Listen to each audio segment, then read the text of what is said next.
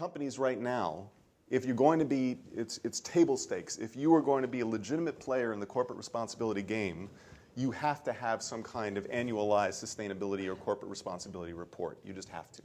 If you're a large company working globally, you have to have it. Now, there might be some other companies that say, we don't have one and we're proud of it. Well, that's fine, but the tidal wave of pressure is going to push you towards that more and more and more. I'm not saying whether it's good or bad. I'm just saying that's where the trend is going.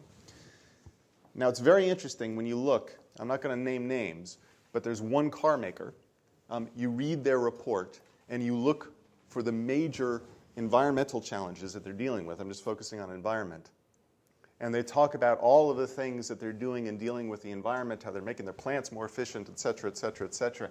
There's one omission. All right? Can you guess what that omission is?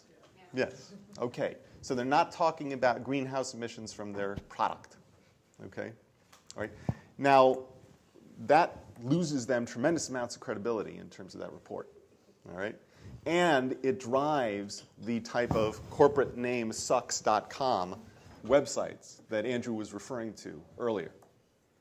What would it mean if companies begin to, as James was mentioning in his video, start to engage in dialogues around their reporting and disclosure and issues in an active Web 2.0 type of dialogue? Right? What would it mean if they're able to do that? How dangerous would that be for the company?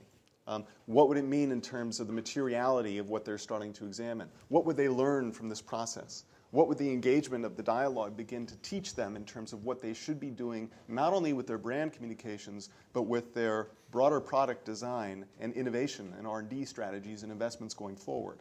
What would they learn in terms of their finance teams, in terms of beginning to price in things that they had never priced in before, but they're going to have to, all right?